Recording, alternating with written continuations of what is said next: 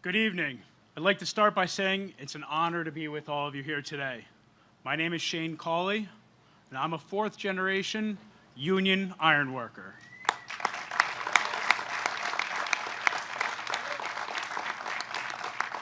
I was born and raised right here in Scranton. Not Greenridge, but West Side.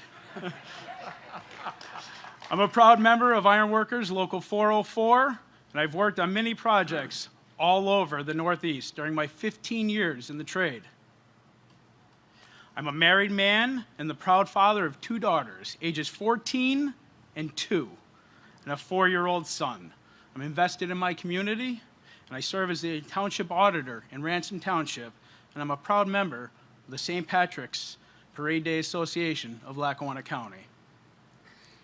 President Biden's Build Back Better agenda is important for working families just like mine, in Pennsylvania and across the country. We work hard for every dollar that we earn, but some days it feels like the odds are stacked against us. The historic infrastructure investments in the bipartisan infrastructure deal would put food on my family's table for years to come, but President Biden's broader vision would go further. The Build Back Better Act addresses the rising cost of both child care and elder care, which would help ensure that both my young son, my daughters, and my aging parents are taken care of with dignity, grace, and understanding. My wife is going to school for nursing, but with 3 kids and both of us working, it's tough to find enough hours in the day. Joe Biden's American Rescue Plan gave us an expanded child tax credit, which helps us to cover the cost of 2 weeks of child care every single month. This has given my wife the flexibility to devote more time to her studies.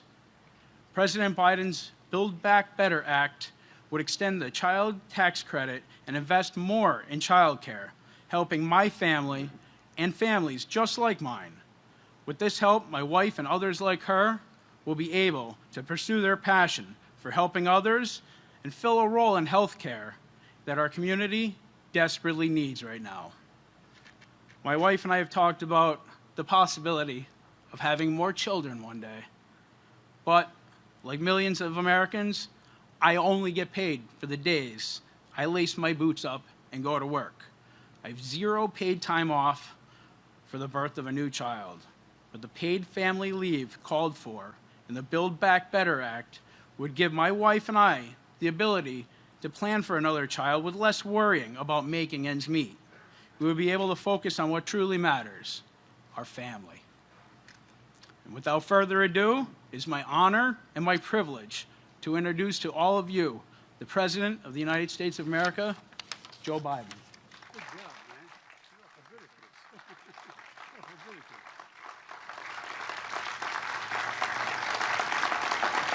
Hello, hello, hello. It's good to be home. Thank you all. Please be seated.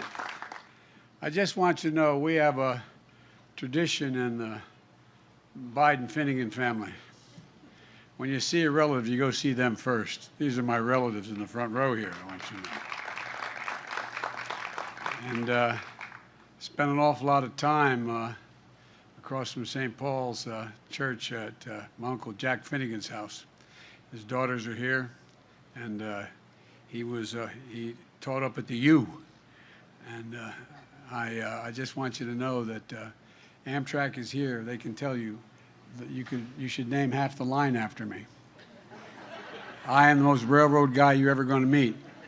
2,100,000 miles on Amtrak. Hear me now? Not a joke. What happened was, when you are a president or vice president, they keep meticulous mileage of when you fly an Air Force aircraft. And so about, I guess it was 7 years in to my tenure as vice president. And I used to always like to take Amtrak home on Friday. I tried to go home and see my mom, who was living with us at the time after my dad passed, and I'd try to get home. And the Secret Service are wonderful. They're the best in the world. they never liked me taking Amtrak because it stops too often and too many people can get on and you don't know.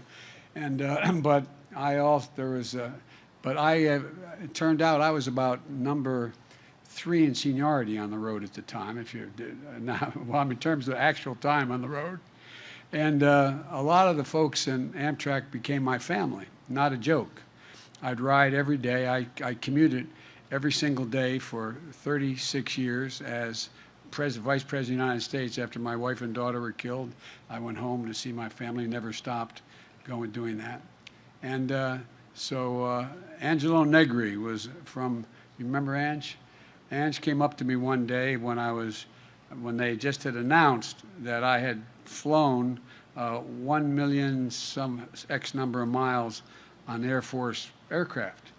And Ange comes up, and I'm getting in the car, and he goes, "Joey, baby, what are you?" And I thought the Secret Service was going to shoot him. I said, no, he's good, he's good.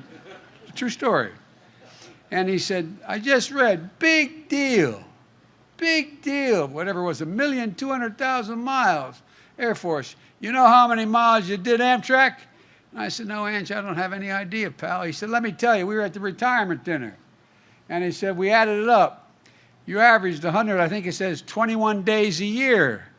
121 days a year, 36 years, plus as vice president, boom, boom. You have traveled over 2 million miles, Joe. I don't hear any more about the Air Force." But in the Build Back Better plan, I got more money for passenger rail than the entire Amtrak system cost to begin with. We're going to change the nation in a big way.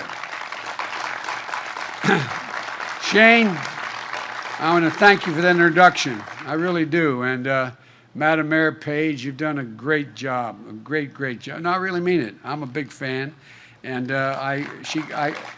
when I got elected, this is God's truth, after I checked on what the margin was in the state of Delaware, I called up here.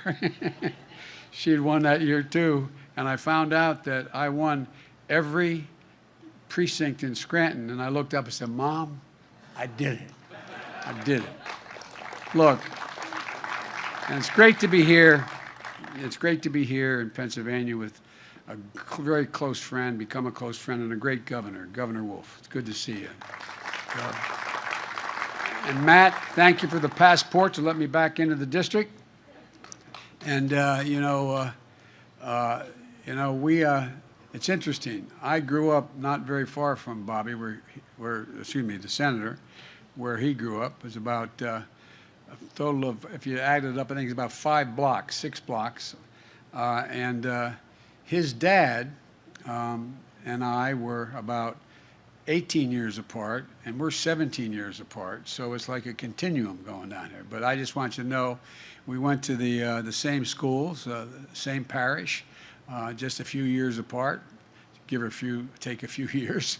And Scranton is where I played shortstop at the Green Range Little League in the first year that it was put up. My dad helped build the field down there, and spent a lot of time at Simmy's buying penny candy, and Hank's Hoagies on Woodlawn Street, watching movies of the Roosie on the weekend, and trying to reenact all they did. And when you watch those movies, I think I was told, I don't know if it's true, I was the only kid in my era that I was able to walk across the lackey on that pipe that was just above the thing.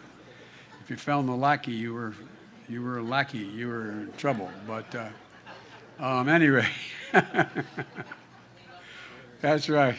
Look, no matter how long you live here in Scranton, it's a place that climbs into your heart, and it never really leaves you, and that's the God's truth. You know, it's like that old saying goes, you can take the boy out of Scranton, but you can't take Scranton out of the boy. There's something special about it. And I believe that home is where your character is etched, and I really mean that. Some of you have heard me say this before. It's where your view of the world begins, and where you begin and where it takes shape. And that happened to me in 2446 North Washington Avenue. We used to come back after 10:30 Mass at St. Paul's. St. Clair's wasn't built till I had moved, at St. Paul's. And my grandfather would hold court. And back in those days, all the men had breakfast in the kitchen. My mother was one of 5 children, 4 brothers. One was lost in World War II. And a guy who was the chief political reporter at the newspaper, Tommy Phillips, who was lived the street behind us. It was a good friend of my grandfather's. And all the women would go in the dining room and on the lace tablecloth and have tea, and the men would in fact have a big breakfast. And if you're a kid, if you're a young boy, you could sort of wander around the table. You could never sit at the table. And so I used to every once in a while walk in and just sort of wander around. I'd stand by my grandpa, and I put my hand on his shoulder, and they'd talk, and they talked about everything from sports and politics, and that's where I learned an awful lot at that kitchen table. I learned from my grandpa that money doesn't determine your worth. I learned, he told me, and that's not a joke, those of you who know me know it to be true, and you guys know it, is that no one in the world is more worthy than you, Joey, but everyone's your equal. Everybody's your equal. My mom would remind me, she'd say, Joey, this is a God's truth. Remember, you're defined by your courage, and you're redeemed by your loyalty. You're defined by your courage, and you're redeemed by your loyalty. And my dad, when things got tough in Scranton after the war, when there wasn't any work, my dad did not work in the coal mines. My great-grandfather was a mining engineer. But my dad was in sales, and he worked for the Fowler Trucking Company. And things got slow in Scranton, so we moved. I remember the day he came. I think the longest walk a parent can make is up a short flight of stairs to tell their kid, you can't live here anymore. You can't because dad doesn't have a job or mom doesn't have a job. And my dad had moved from Wilmington, Delaware to Scranton when he was a junior in high school. He went then was called St. Thomas, not the prep, but it was called St. Thomas in those days. And I remember him walking up into the bedroom and saying, honey, Dad's gonna have to move. It's gonna probably take about a year. I'll come home every single weekend. It's only 155 miles. I thought that was like 600 miles away. I'll come home every weekend, and when I get enough, get enough money, I'm gonna bring you and Mom and everyone down to Wilmington. You're gonna like it. And I thought that was like and you know an awful lot of parents who left Scranton back in those days, who moved away, had to move away. And, I gained so much respect for my father as I got older because I thought about how much it must have hurt him and the pride it took for him to walk into my grandfather's pantry and say, Ambrose, can I leave Gene and the kids with you? I promise I'll make it up to you. But I'll be back every weekend, but I promise I'll make it up. That's a hard thing for a proud man or woman to do. But so many had to do it. And I remember when we moved down to Delaware, my dad would say, Joey, and all my friends know this, literally this phrase, you've heard him say it I don't know how many times. Joey, a job's about a lot more than a paycheck. It's about your dignity. It's about respect. It's about being able to look your kid in the eye and say, honey, it's going to be okay. And think about it. Think about what it is. It means a lot more than just whether you get a paycheck. It defines who you are in his mind. And I learned that at the kitchen table in Scranton, a place where you take care of one another. And as I said, my mother, I used to stutter badly when I was a kid. If Tommy Bell and Charlie Roth and all of my old friends were here at St. Paul's, my nickname was Blackbird. It was bye-bye Blackbird. It wasn't meant as a compliment. And I wasn't very big, but you could beat me, but I'd hurt you. You think I'm kidding? I'm not. And but it's one of those things that I was fortunate because the people I was surrounded by, our neighbors in Scranton as well, that people stuck up for you, stuck up for one another. And my mother used to say, and I never quite understood, remember, Joey, look at me, Joey. You're a Biden. Like I'm a DuPont or something, I swear to God, you're a Biden. Nobody is better than you, and everybody's equal to you. Nobody. The point I'm making is, the truth is, Scranton isn't my home because of the memories it gave me. It's my home because of the values it gave me. So when I ran for president, I came back to Scranton. I started here in Scranton. And I resolved to bring Scranton values to bear, to make a fundamental shift in how our economy works for working people, to build the economy from the ground up and the middle out, not from the top down. I've never known a time when the middle class has done well, the wealthy haven't done very, very well. I've never known such a time. So I'm here today to talk about what's fundamentally at stake right now for the families and for our country. For most of the 20th century, we led the world by a significant margin because we invested in our people. We invested in ourselves, not only in our roads and our highways and our bridges, but in our people and our families. We didn't just build an interstate highway system. We built a highway to the sky, to outer space. We invested to win the space race, and we won. We're also among the first to provide access to free education beginning back in the late 1800s, early 1900s. We invested in our children. Does anybody think today, if we were making that decision for the first time, we'd say 12 years is enough in the 21st century? 12 years is enough? It's not. But back then they did, and it's the reason why we leapt ahead of the rest of the world. Not a joke. We became among the best educated countries in the world. But somewhere along the way, we stopped investing in ourselves. America is still the largest economy in the world. We still are the most productive workers in the world, and most innovative minds, but we risk losing our edge as a nation. You know, our infrastructure used to be the best in the world, not a joke, the best in the world. Today, according to the World Economic Forum, we rank 13th in the world in terms of infrastructure. Our roads, bridges, highways, internet, the whole works. 13th in the world. We used to lead the world in educational achievement. Today, the Organization for Economic Cooperation and Development in Europe ranks America 35 out of 37 major companies when it comes to investing in early childhood education. And talk about an equalizer. The greatest equalizer in the world. Well, the great university has done studies the last 15 years. You give a kid, no matter what the kid's background, from a broken home, from a home where mom or dad didn't go to school or whatever, and you put them in school in third grade, you increase by 50% school, not daycare, you increase by 56% the chance that they'll complete 12 years of school and build confidence. What's education all about? It's about building confidence in a child. It's about giving them the tools to do something. We can't be competitive in the 21st century economy if we continue to slide the way we have. That's why I resolved that we have to once again build America from the bottom up and the middle out. Again, not the top down. And by the way, I'm a capitalist. I think if you can be a millionaire or a billionaire, fine. Just do your fair share. Just do your fair share. You know, trickle-down economics has always failed. It hadn't built this country. You know who built this country. Like the young man who just introduced me. Union people, people who in fact can make a decent hard wage, build the country. It's not hyperbole. I mean it from the bottom of my heart. That's why I proposed two critical pieces of legislation that are being debated back in Washington. Now, there's some really smart national press with me today, and they have understandably believed that there's no possibility of my getting this done. This has been declared dead on arrival from the moment I introduced it. But I think we're going to surprise them, because I think people are beginning to figure out what's at stake. You know, when I use the phrase Build Back Better, it's being used internationally now.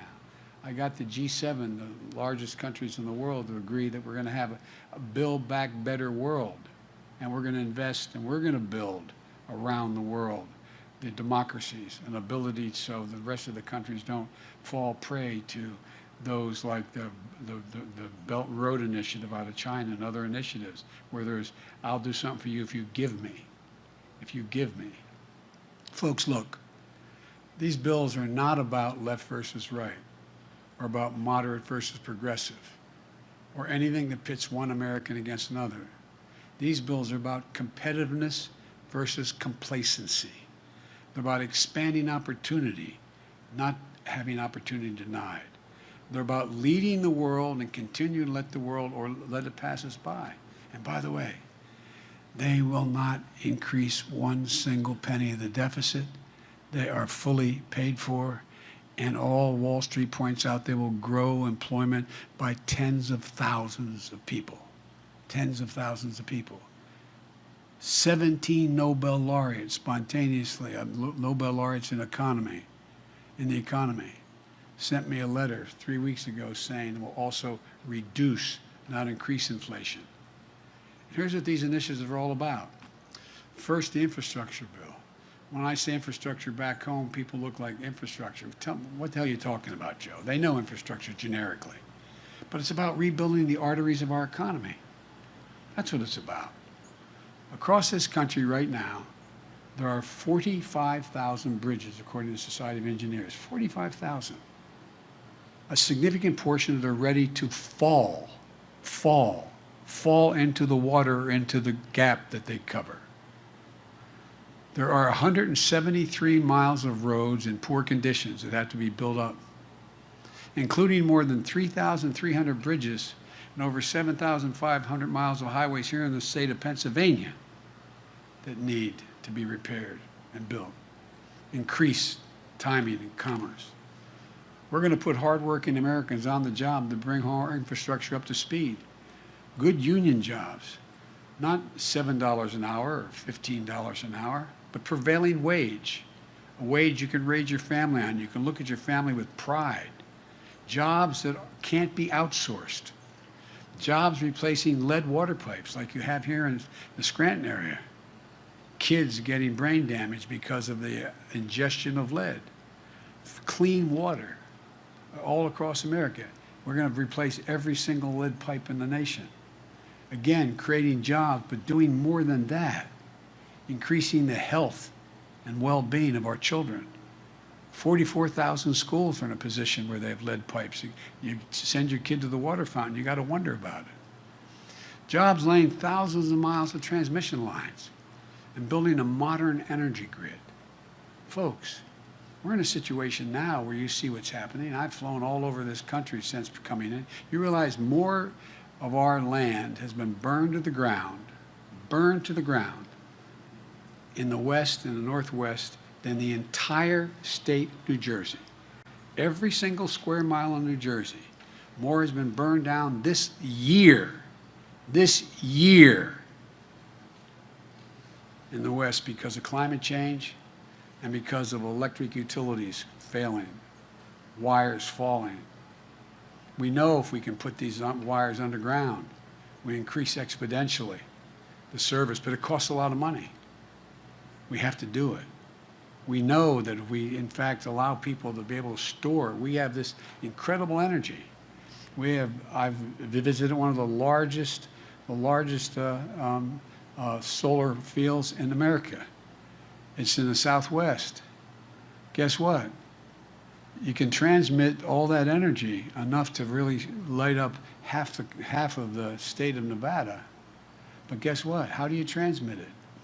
What lines do you put it over? Do we have the capacity to do that? We have the engineering capacity, but do we have the will to do it? And imagine what that does. You realize we had $90 billion in loss this calendar year because of natural disasters? $90 billion. Jobs.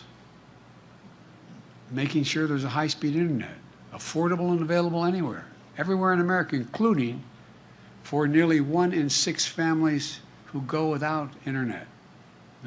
You saw what's happened when we've had this COVID. Try teaching from home. How many people do you see out in McDonald's parking lots with their kids in their cars because they get access to the internet to be able to help the kid in school? What are we doing? This is the United States of America, damn it. What are we doing? And both these bills are going to help us meet the moment on the climate crisis in a way that creates good jobs, makes us more economically competitive. $66 billion in passenger rail and freight rail. Why I always talk about passenger rail, and particularly high-speed rail. You realize the Chinese are now building another high-speed rail line that will go up to 300 miles per hour? You say, what difference does that make, Biden? Well, guess what? If you can get in a train and go from here to Washington much faster than you can go in an automobile, you take a train. You take the train. We will take literally millions of automobiles off the road, saving tens of millions of barrels of oil, dealing with cleaning up the air. This is not hyperbole, this is a fact. These are facts. Right now, when I went out to Silicon Valley, they showed we're in a situation where If you put solar panels on your roof, guess what? When the sun's not shining, you're in trouble. Except they have now battery technology. You can have batteries in your basement about the size of the width of this podium and about that thick that keep you going for 7 days. So what do we have in this legislation? We have $39 billion to modernize American transit. I remember riding a trolley. I lived at the end of the line, as they say, in Greenwich. 3 blocks, the end of the line. Beyond the end of the line were the dump. But Maloney Field was on the right. And the Little League baseball field I played in was down the bottom of the hill. But the point is, it made it work. Most people live in cities. You know, the vast majority of people now, working people, live in cities. Their jobs are out of town, no longer in town. No longer in town. But 65% do not own an automobile. They live in a black or Hispanic neighborhood or a poor neighborhood. And all the time they waste trying to get to work. Look, more than $7 billion to build out the national network of electric vehicle charging stations. The way my grandpop got up here, my grandpa Biden, who died in Mercy Hospital of an aneurysm when he was 46 years old, 2 months before I was born in Mercy Hospital, he was with the American Oil Company. He was up here opening up gas stations in that's how he got here. This was 1942, late 42. Well, guess what? The same thing happens. We build these charging stations. What happens? Communities build up around them. You get everything from the figurative McDonald's or the Dunkin' Donuts to the drugstore. And $21 billion for environmental cleanup and remediation. Look, it means putting people to work in good jobs, prevailing wages, capping hundreds of thousands of abandoned wells in southeastern Pennsylvania and Ohio. Get the same salary that you paid the mine worker to dig the well. They've got to be capped. We have thousands of them need to be capped. In addition to that, we have methane leaks that are all over, and you understand in Pennsylvania about that. But guess what? It increases the health of the community and provides good paying jobs. My plan also makes historic investment in clean energy, including a tax credit for people to do things like winterize their homes, install solar panels, develop clean energy products, help business produce more clean energy. It's real. I promise you. I won't be around to see it, but I promise you, your kids are going to see a time when they're not, in fact, generating any energy from the homes here in Scranton other than renewable energy. Not a joke. And by the way, one of the things the President put me in charge of, I want to be clear here, President Obama put me in charge of when I was Vice President. I was able to invest in that legislation that I put together. We brought down the price of solar and wind cheaper than coal and cheaper than oil on a BTU basis. It's cheaper. Coal built this town in this part of the country. But we got to provide other avenues for people to make the same kind of living they used to be able to make. Look, all told, I just said this project is going to save literally hundreds of millions of barrels of oil annually. But folks here in Pennsylvania know the cost of inaction when it comes to climate change. Extreme weather has cost this state $10 billion over the last decade. And nationally, as I said, extreme weather conditions cost $99 billion last year. And I flew over all this territory in helicopter, in Marine One, not a joke. See it. See reservoirs that are down 60, 80 feet. Concerned about the Colorado River, whether or not we're going to be able to keep things moving. Not a joke. It's real. This is serious stuff. And so, you know, it's not going to ease up on its own. We have to invest in our resilience.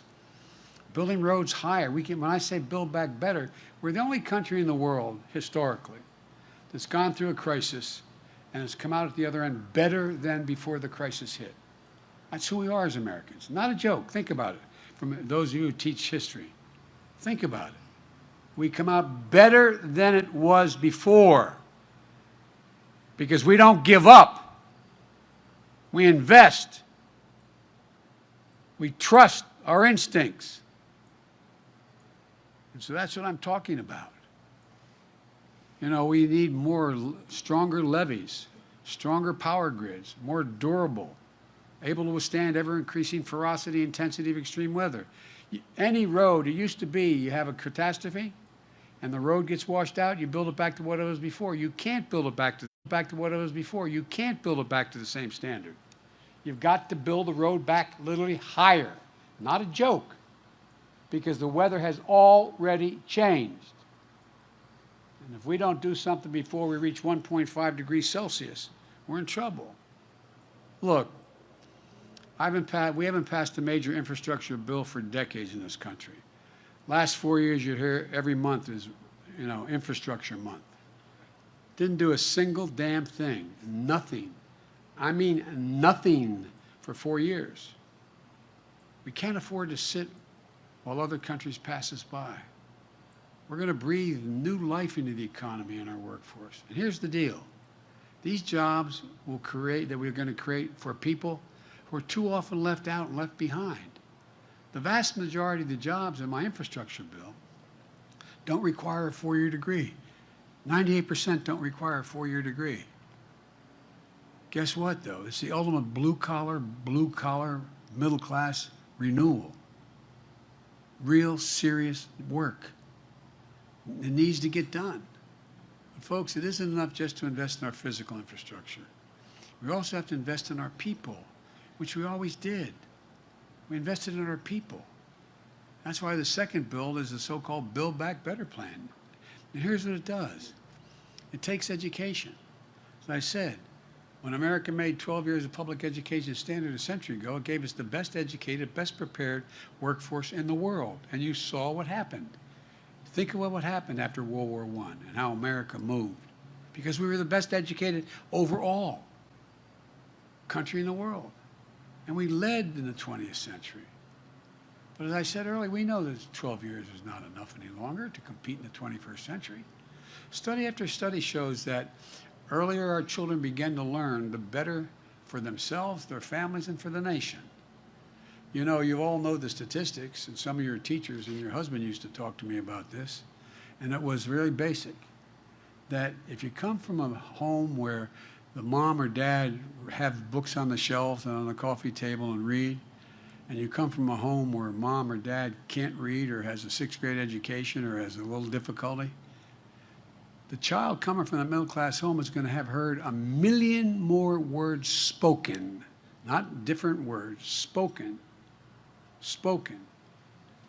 than the child coming from a middle-class home. And that's because, look, what do you all do? You all know with your children and grandchildren. You start talking to them when they're in the cradle. You engage them. They're the people who sit at the dinner table and still talk. They're engaged. So many homes, mothers or fathers don't have the capacity or inclination to do that. But right now, what are we doing? We're lagging behind. Today, only about half of the 3- and 4-year-olds in America are enrolled in early education at all. Germany, France, the UK, Latvia, their number is over 90% of the children. It's not just early education. According to one study, we rank 12th among advanced economies when it comes to percentage of our young people who've attained any sort of post-high school degree. Rank 12th in the world. The Build Back Better plan gets us back on track. We'll make 2 years of high-quality preschool available to every child in America. Every child. And we're going to make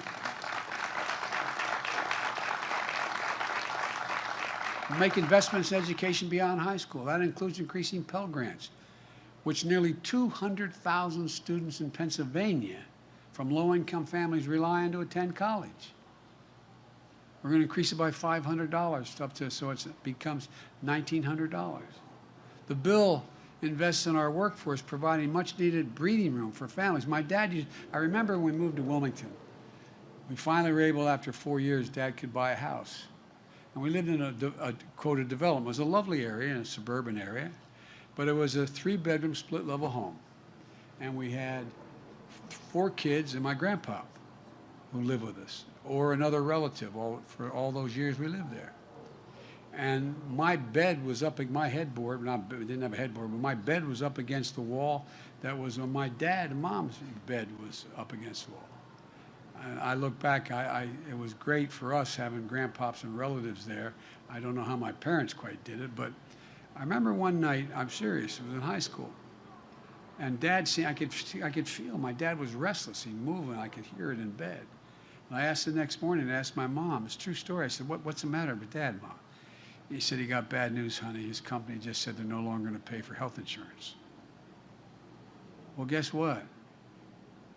My dad used to say, everybody's entitled. All we're looking for is just a little breathing room, just a little bit of extra room, a little breathing room.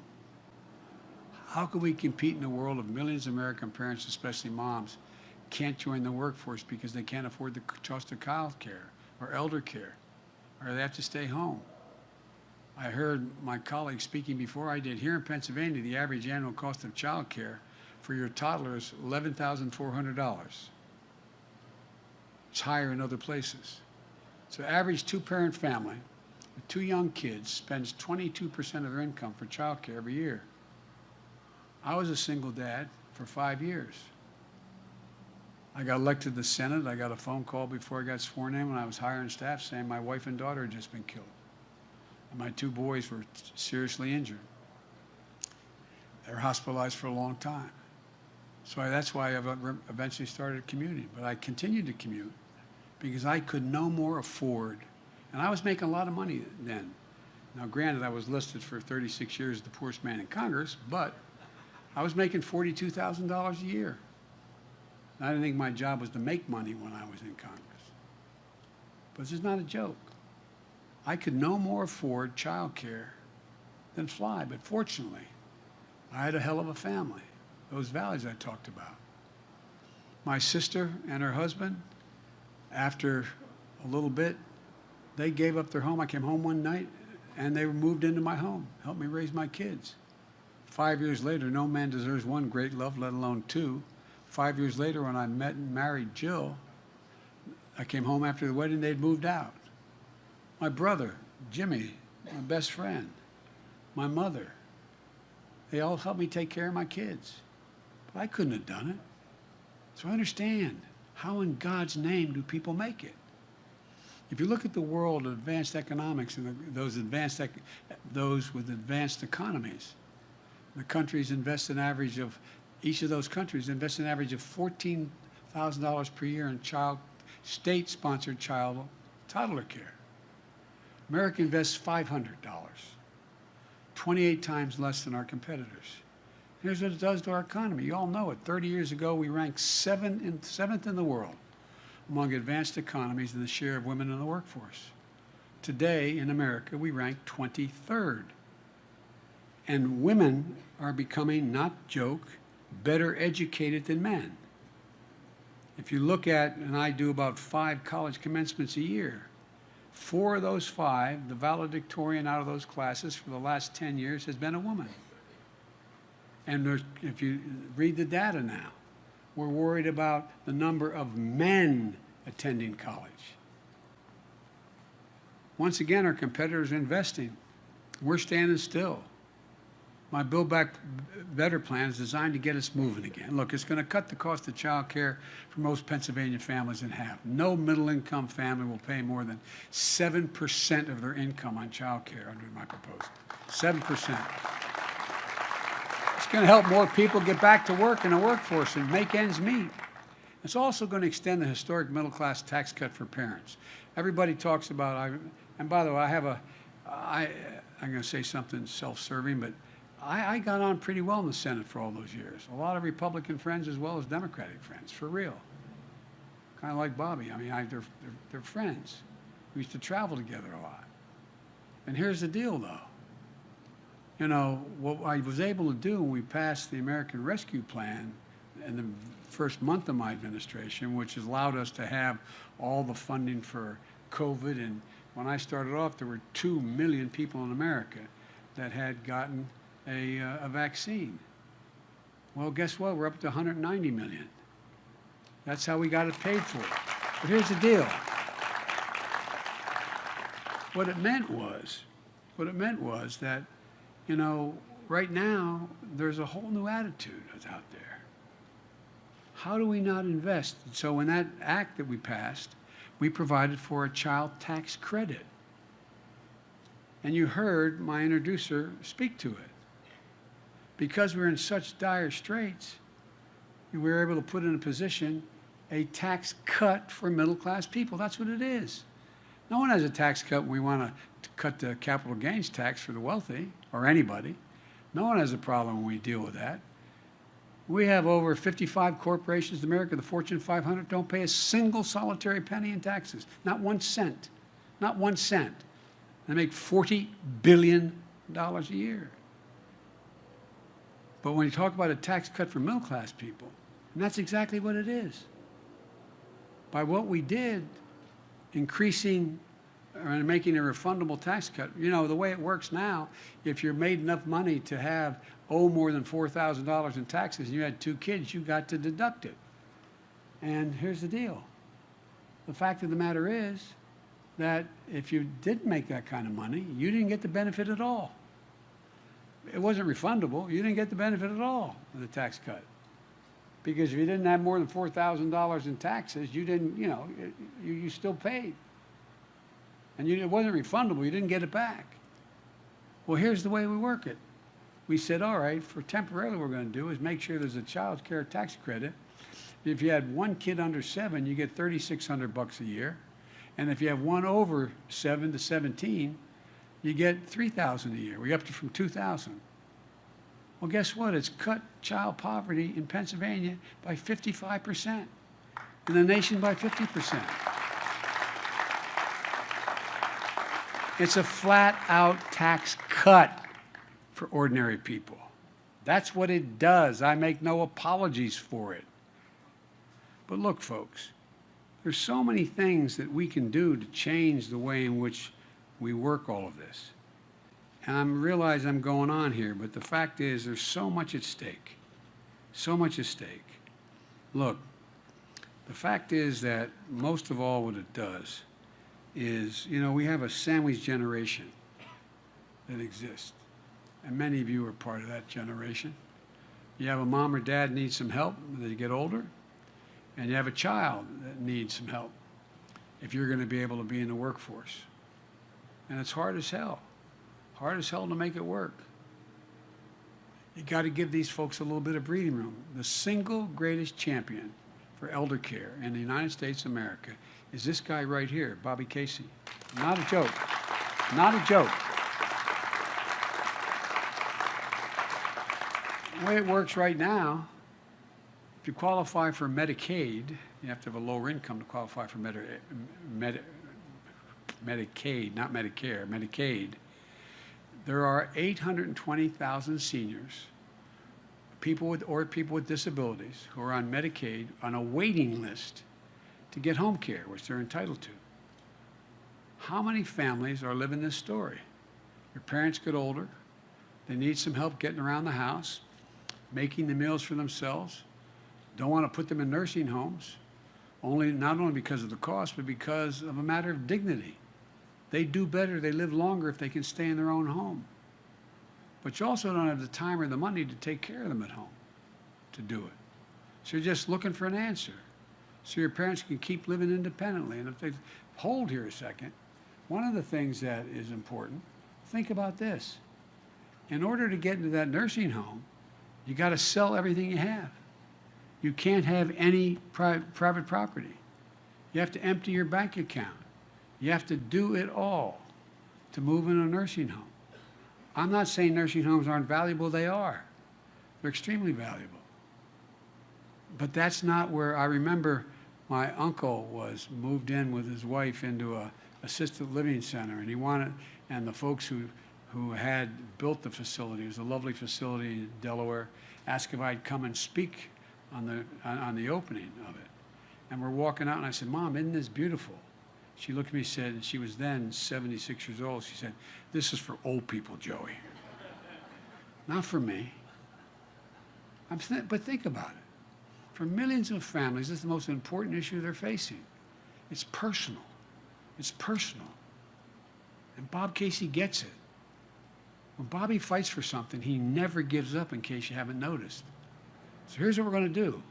We're going to expand services for seniors so families can get help with well-trained, well-paid professionals to help them take care of their parents at home, to cook a meal for them, to get them their groceries when they need to get groceries, to help them get around, to just put in railings on their home. My mom lived with me. She moved in with me. We finally talked her into doing it.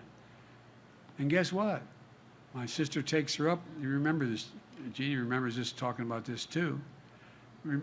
She takes her up to get her prescriptions, drives her back, gets out of the house, and it was this little home off of our home. It was, she wouldn't physically move into the house, even though we had done the whole thing over for her. And she's just standing there and moves and breaks her hip. She didn't trip or anything. Broke her hip. Well, guess what? Just having a railing, just having a place where she could walk from one room to the other, and help them in their own home with the dignity they deserve. Quite frankly, what we found is that this is more popular than anything else I'm proposing. When you do this individual polling data, this is extremely popular because we all feel that obligation to our parents, and we want them to live with dignity. Look, because American people understand the need.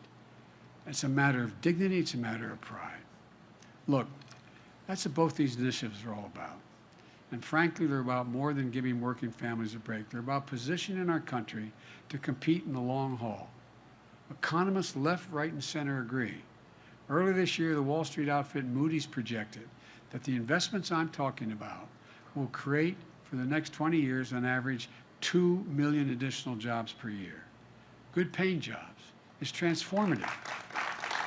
And we can make these transformation investments and be fiscally responsible. Take the infrastructure bill. All those investments, road, bridges, high-speed rail, internet, the whole deal, they represent less than 0.5% of our economic growth each year. Less than 0.5%. And the cost of the Build Back Better bill in terms of adding to the deficit is zero. Zero. Zero. Because we're going to pay for it all. In addition to that, half of it is a tax cut. It's not spending money, it's a tax cut for working class people. It's about time, as I said, and I come from the corporate state of the world. Not a joke. More corporations are registered in my state than every other state in the United States combined. And I represented the state of DuPont, as they used to call it, for 36 years. I'm not anti-business, but I'm about just pay your fair share. Look, folks, under this proposal, and under these proposals I'm talking about, I guarantee you that no one making under $400,000 a year will see one single penny in tax go up. Not one. In fact, the plan cuts taxes for working people. And by the way, if you notice the way you usually pay for infrastructure is by gasoline taxes. I wouldn't allow that because that would tax people making under $400,000. I'm a man of my word. Not one single penny will you pay if you make less than $400,000. So, but there's no reason why someone making $400 million a year. By the way, during this, all the crisis we've had with COVID, there's an absolute finite number of billionaires they can count up in the tax code. You know how much money the billionaires made last year collectively? They're not bad guys. I'm not saying that. They made $1 trillion increase their collective income. $1 trillion. Just pay your fair share. If you are a multimillionaire or billionaire, you have a lower tax rate than a family that has a teacher and a firefighter as a percent of taxes you pay. Lower. As I said, 55 our largest corporations pay zero in income tax, $40 billion. This needs to change. Working folks understand that. That's why, despite the attacks of misinformation about my plans, are still overwhelmingly supported by the American people.